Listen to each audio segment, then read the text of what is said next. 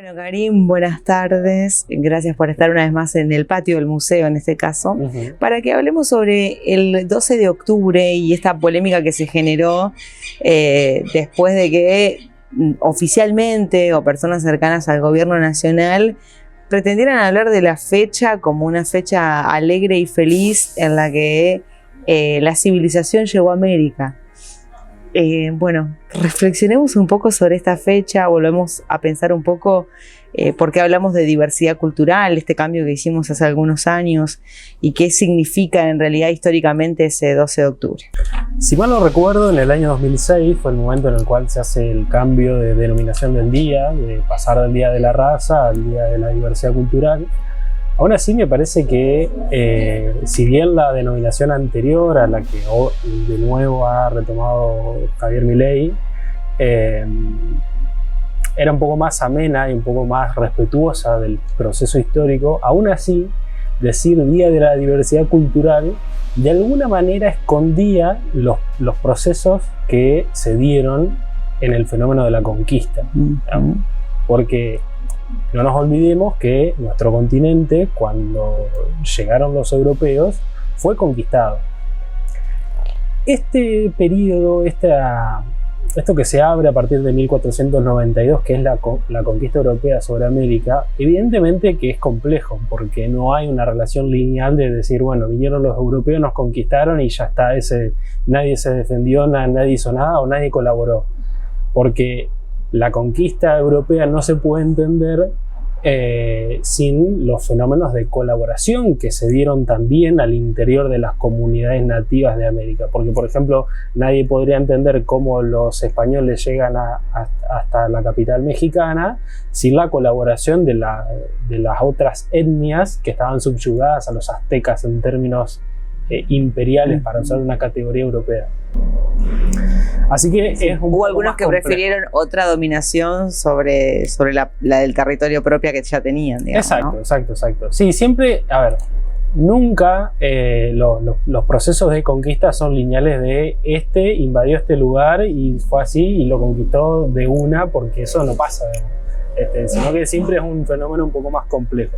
Pero salvando esa cuestión, evidentemente había una diferencia en términos técnicos y de superioridad en términos de armas para la guerra, que hizo que evidentemente la conquista se diera y que la invasión del territorio y el saqueo se diera.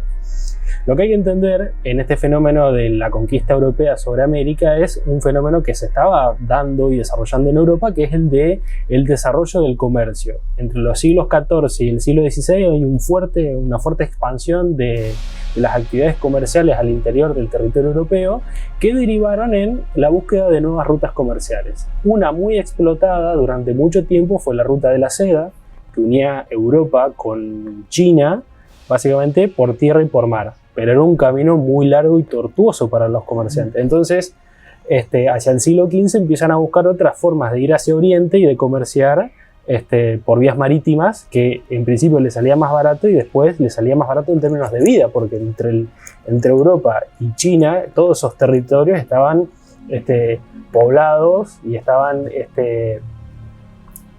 tenían muchos factores de riesgo que hacían que las caravanas de comerciantes fueran con X cantidad de personas y volvieran con muchas menos. Bien. Atravesaban zonas de conflicto, tenían que pagar derecho de piso, digamos, cada vez que cruzaban por un lugar. Exacto. Y entonces en esa búsqueda de rutas comerciales es que se da esta exploración que deriva en chocarse con un continente entero antes de llegar a Japón, porque los conquistadores europeos lo primero que pensaron cuando llegaron a las islas de Centroamérica era que llegaron a las islas del Japón, y en realidad se estaban chocando con este continente completo. Yeah. Lo que hay que entender también es que, y por eso digo que el Día de la Diversidad Cultural esconde también otros fenómenos, que a partir del saqueo que hacen los europeos de la riqueza del continente americano, se da un fenómeno que Carlos Marx, un autor que Javier Milei no quiere, Carlos Marx llama la acumulación originaria de capital. Es decir, clases que en ese momento, dado el sistema económico imperante en Europa, eran subalternas, empiezan a acumular capital a través de las deudas que tenían, por ejemplo, las monarquías con los comerciantes, con el gremio de los artesanos, con los prestamistas. Entonces, esas clases subalternas empiezan a hacer una acumulación originaria de capital que va a dar lugar luego, unos años después, a la expansión de nuevas formas de relación económica que derivaron en un nuevo ordenamiento social que es el capitalismo y las revoluciones burguesas que empiezan a pasar en el siglo XVIII.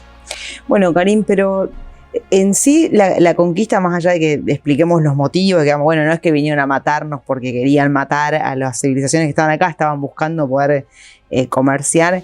En sí, en definitiva, lo que terminó siendo fue una masacre, que es lo que vos decís, esconde esto de la diversidad cultural. No estaba diciendo todo, sí pasaron otras cosas tremendas, digamos, en términos de exterminio de personas y de comunidades completas. Exacto, porque en esto de la instauración de nuevas formas de relación económica que hicieron los europeos en nuestros continentes, esa relación económica estaba atada a relaciones sociales de tipo esclavista, a relaciones sociales que tienen otros nombres que suenan un poco más complejos, pero que en realidad hacen hacia la desaparición física de un montón de etnias, de poblaciones locales, que inclusive eso llevó a ser un fenómeno tan grande que tuvieron que importar población de otros lados.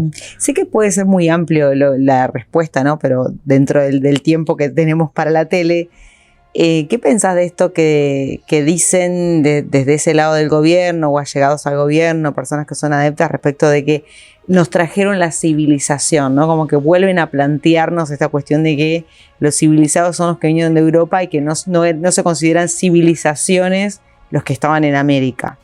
Esa es una cuestión que responde a un pensamiento filosófico europeo que es el pensamiento de Hegel, que básicamente decía que el espíritu humano era cada vez más libre en la medida que las sociedades se hacían más parecidas hacia las europeas, y que a todas aquellas sociedades que no eran parecidas a las europeas estaban en estadios inferiores, o estaban en la adolescencia del mundo, o la adolescencia de la sociedad, o la niñez, y así caracterizaba a través de distintos mecanismos a sociedades que fueran distintas a la europea como inferiores. ¿Cómo se te ocurre que debería llamarse ese 12 de octubre? No Día de la Raza, y si no fuera de la diversidad cultural, ¿qué palabras debería tener el título que represente a ese 12 de octubre desde tu visión, digamos? ¿Qué es lo que le falta? No tengo una respuesta. Sí creo que Día de la Diversidad Cultural nos acerca un poco más hacia reconocer que acá existía cultura, que existían personas y que existía un modo de organizarse, la sociedad humana que vivían en estos territorios,